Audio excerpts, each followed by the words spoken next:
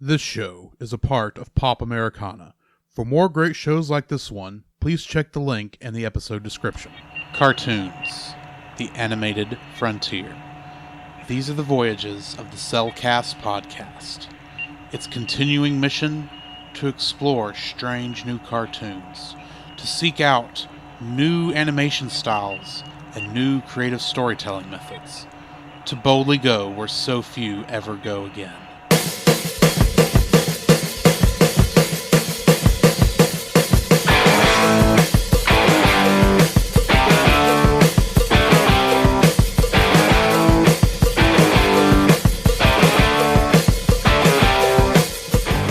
Welcome to another episode of the Cellcast, the animated series. Joining me today is the man with the plan, Jacob. Why, thank you. And I'd like to introduce our co-host, a man who just wanted to build his own automaton. Welcome, Drew. How are you doing, Jacob? Man, I cannot wait to get to the end of this series. Well, let's just jump right into it then. All right. We are working our way through the last episode of Season 1, The Secret of the Sundrop Part 2. This first aired on January 13th, 2018. It was once again directed by Steven Sandoval and written by Kelly Hannon, Jace Ricky Roxburgh, Dave Schiff, and Jeremy Shipp. Synopsis is as follows. After discovering that Queen Ariana's kidnapping... I wrote that weird. It happens. After discovering that Queen Ariana has been kidnapped, Rapunzel and King Frederick put their differences aside and gather to the people to explain what has happened. Led by Cassandra, Eugene, Rapunzel, and Frederick, the royal guards lay siege to Varian's house, who uses automatons to keep them at bay. Varian attempts to use Rapunzel's hair to free his father, but it is of no use. Angry and with nothing left to lose, he uses a giant automaton to attack, threatening to kill Cassandra and Ariana. Rapunzel, however, uses her connection to the Black Rocks to defeat Varian, who is arrested for his crimes and vows vengeance. Rapunzel notices that the rocks are now pointing away from Corona and towards an unknown destination beyond the border wall, a path which Rapunzel is encouraged to follow. Trivia for this episode. Shorty briefly sings Wind in My Hair. Yes. And it is the most great thing in this entire episode. And he dresses as Rapunzel. Well, he's dressed as Rapunzel because who else is going to dress as Rapunzel? Friedborg? Actually, that would have been funny too. That would have been funnier. But you know the reason they chose this is like, oh no, we've got to have Shori sing the theme song. And you know there's a small part of me that's like, you shouldn't have played the regular theme song. You should have held off until Shorty got to this joke and did him singing the whole song over the video, over the thing. That would have just been hilarious. Oh, yeah. But that's not what they did. Yep. Also, trivia for this episode. The mysterious warrior that cuts one of the rocks has the same mark on their hand as Quirin, which is Varian's father, and on the mysterious man from Tangled Before Ever After. This episode also includes clips from Before Ever After, What the Hair, Queen for a Day, The Return of Strongbow, Under Wraps, Challenge of the Brave, The Quest for Varian, and Rapunzel's Enemy, shown during the song Set Yourself Free. Yes. And technically, this is the last episode of Tangled the Series. Yes. Because starting with the next episode, it is called Rapunzel's Tangled Adventure. Yeah. So. But on Disney Plus, it's all Tangled The Series. But starting in Season 2, the opening sequence is changed. Yes, it is. So, bear all that in mind. Yes. So, Jacob, what are your thoughts on this episode? Oh.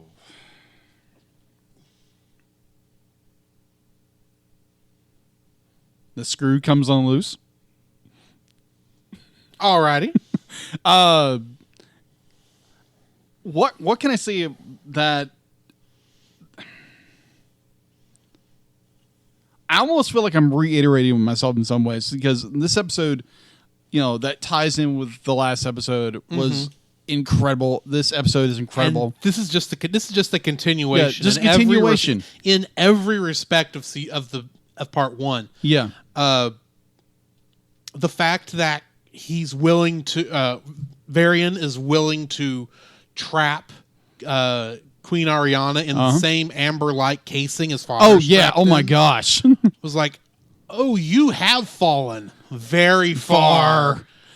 But at the same time, he is using the intelligence he has because he knew that the attack that would cause him was the attack that was coming from the castle was a distraction. He knew that at least Rapunzel was going to come up from the trapdoor to the tunnel. So at least he was thinking ahead. Oh yeah.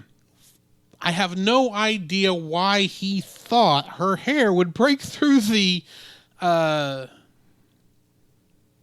though. That's what confused me to an extent, because I kind of knew it wasn't. It might cut. Yeah. Maybe if we're using diamonds as an allegory for what should happen between her hair, and the rocks. Yeah. It might cut, but at the same time, I kind of knew from the beginning, oh, this isn't going to work. Yeah. Because her hair and the rock, it's not, because that's the thing. It is not really her hair that has the magic properties. Yeah. Her hair is just the medium in which that magic is released, I guess is the word I'm looking for. It really is all her. Yeah. She's the one in control of the Sundrop's power. Yeah. So in that, be like, it's for Variant, it's very much a young man in desperation. It's a young man. Yeah. He wants to free his father, and he's finding any means necessary, even going to the dark side of doing all these atrocious things just to save his father. Yeah. Like, even in the episode, like, what do you be like when your father's released? What are you going to do next? And be like, he's already planning to do all these because his mind has already been be like already been warped. It's been completely warped because he feels betrayed, but it's all through anger and want and a request for vengeance. Yeah, because up until What the Hair, you kind of got the feeling everyone just kind of wrote Varian off. Yeah, but in What the Hair, Rapunzel comes to him, and you can tell she actively cares for him. Yeah, she does. She actively cared for him in Great Expectations.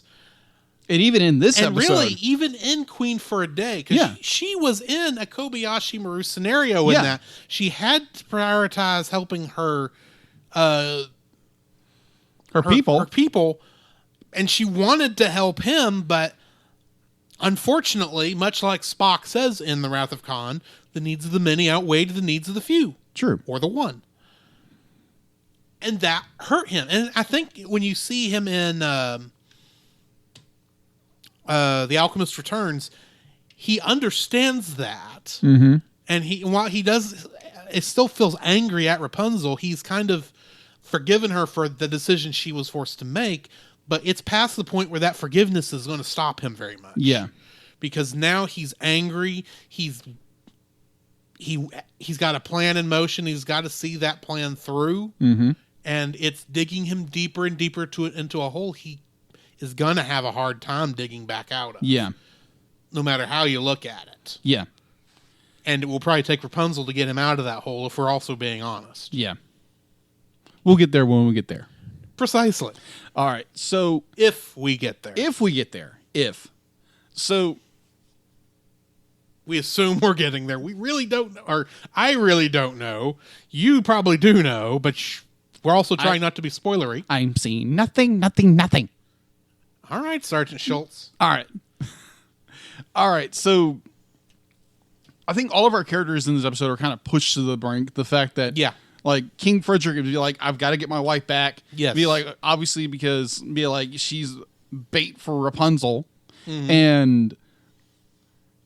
And Rapunzel, like, be like, okay, be like, don't hurt my mother. I'll do what you ask. Yeah. And Rapunzel, if you look at it, Rapunzel would have done it anyway. Yeah. Because it's Rapunzel. That's what she's going to do.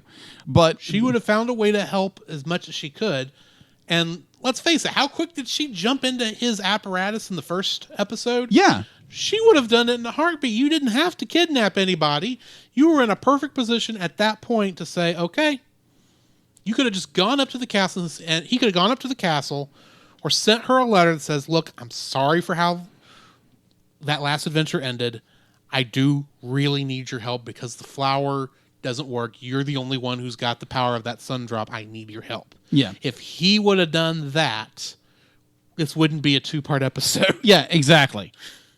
But it is what it is. And it's a good episode. And here's the thing. We don't exactly know how much time there is between episodes. Yeah. But we do know somehow he had enough time from The Alchemist Returns until this one to build 50 of these robots. More automatons. All these and build his own personal mech. Yes. And he was smart enough to recognize their one weakness was the timing gear that was exposed to the world in the form of that music box. Yeah. So we covered it. It's like, you are smart, Varian, and that's what makes you dangerous when you're not on our side. Exactly. So the one thing they kind of, it's not explained. It's not explained. So when Rapunzel willingly be like, okay, I'm going to put my hair through this machine, through this, I guess you call it a drill. Yeah, It's a borer. Yeah, bore. Be like, and so be like, as it's going, be like, it's obviously it's hurting her, but for some reason it's activating her power, her abilities, but it's I've wondered if that's not the drill activating her powers. It is her putting everything towards it to try and get this thing to work. Because she really wants it to work as much as he does. Yeah, exactly. It's due to the physical, her own. And plus, we do know that, at least from watching this, we know her powers activate when she's stressed. Yeah. And this is a very stressful situation for her. True. When this drill is literally trying to tear the hair out of her head. Yeah. Because of how it has to work in order to turn. And the fact that it's even Variant says be like, your hair is indestructible, the rock's indestructible, so 2 and 2 go together, you should be able to break it. Except that's the problem. They're indestructible. That's true. When it's not like, I gave the allegory of a diamond earlier. Yeah. Diamonds are not indestructible. Yeah. They are the hardest substance on Earth, and it does take another diamond to scratch a diamond, but it's not indestructible. You hit that on the right plane, that diamond will split. True. That is not what we're dealing with. No, you're not. With these rocks or her hair. They are literally, they're not just the hardest substances on Earth. Yeah. In fact, I would say they're probably not the hardest substance on Earth. No, as we kind of figure... As we will see at the end of this episode, there is obviously going to be a way to defeat them. It's just it's nothing that Corona has on hand within the walls. Exactly. So obviously something's going to have to give. Yeah. So like I said before, the fact that Variant is pushed to his brink, he doesn't understand it because he's a man desperate. Yeah. He's a young man desperate wanting to get his father back. He's so desperate and under so much stress that when the hair doesn't work. Yeah.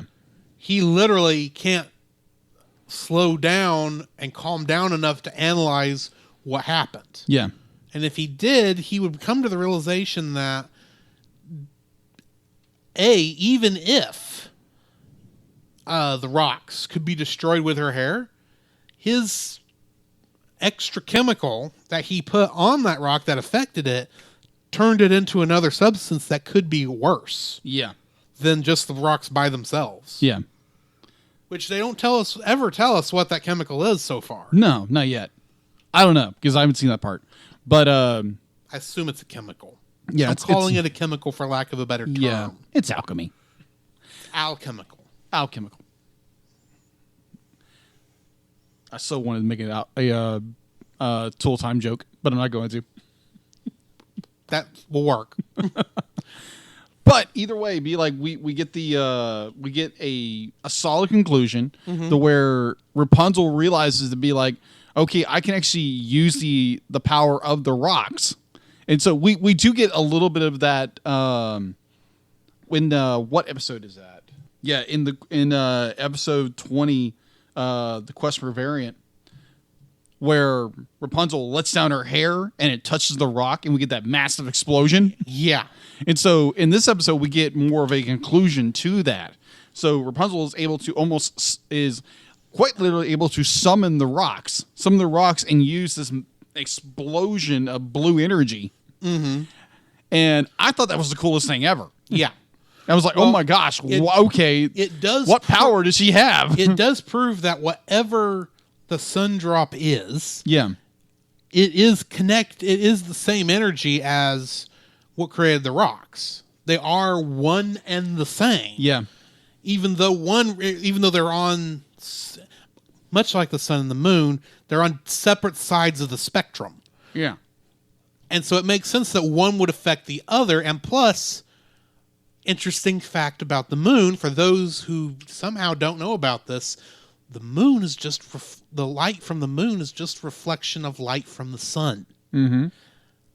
That's admittedly it's more of a silvery light than a golden light because the rocks of the moon are gray. Yeah. So it gives off a different light. Mm-hmm. It could, and I'm guessing a lot on here because I'm not far enough in the series for them to have answered a lot of questions yet when it concerns this power. But if the power of the sun is what caused that flower to form, that's now the power of the sun being in her hair. Yeah. Then it would make sense that the modification of the reflection of the moon hitting that same spot created a power on the other side of that spectrum, since the sun was effectively gone in terms of where that flower is. Right. And I could see maybe that the absence of all that solar magical energy would cause maybe something to react backwards. And it just so happens that since she has the power of the sun in her hair, she could control the absence of that power as well. Interesting theory. It's an interesting theory because in my mind, if the sun is putting off a magical energy that when concentrated can cause this flower to have healing powers, then it's broadcasting, for lack of a better term, that energy, magical energy, all over the planet. Mm-hmm. But there was a concentration at this one point that was taken away. Yeah. And because it's gone, the energy is having to come back up. I'm kind of estimating here. Yeah. There was a dip and it's bouncing back, and it just so happens that she can control it because she can control how much of that energy maybe is there and how much can be taken away. Okay. It's a theory. Okay. It's a very interesting theory. We will see as season 2 gets along, see how well your theory holds up. Okay. All right. So we finally get to the conclusion to be like, okay, these rocks are pointing Rapunzel somewhere else, and it's no longer in Corona. Right. And so I'm guessing it's now pointing towards Luna. Maybe. Well, Corona is named after the sun. Yeah. I'm trying to come up with a name for something named after the moon. Well, hopefully Luna is not a little kitty cat. Yes. Sorry. Or many other things named Luna. No, yeah. Anyway. Hopefully not Lovegood, because that would just be weird. Right. Anyway, I think that does bring us to the end of season 1. I think so. Also, I did need to bring up one thing. Okay. Okay, so when King Frederick finally reveals what the truth was behind the sunflower. Right. And I think it was in episode 2 episodes back, where he finally reveals to Rapunzel, it's okay, this is what's going on. Because when Ariana was sick and was dying, he was told by Varian's father to be like, if you remove the sun drop, be like, something's gonna happen. Yeah. And so be like, I care more about my family than anything else, and so that's why he did it. And so he knew there was a consequence, and apparently the consequence was the rocks. And he was trying to ignore it. Oh yeah, absolutely. And interesting thing, it does not appear that that consequence really happened until 18 and a half years. Yeah, that's interesting. Had passed. Here's the thought: when Rapunzel, like when her and Cassandra went out to that ledge where the sunflower originally was. Well, I mean, and she touched the rocks. That was the catalyst that really got it going. Yes, that was the event I was alluding to 18 and a half years. Yeah, but they grew somewhat already in that spot. Right.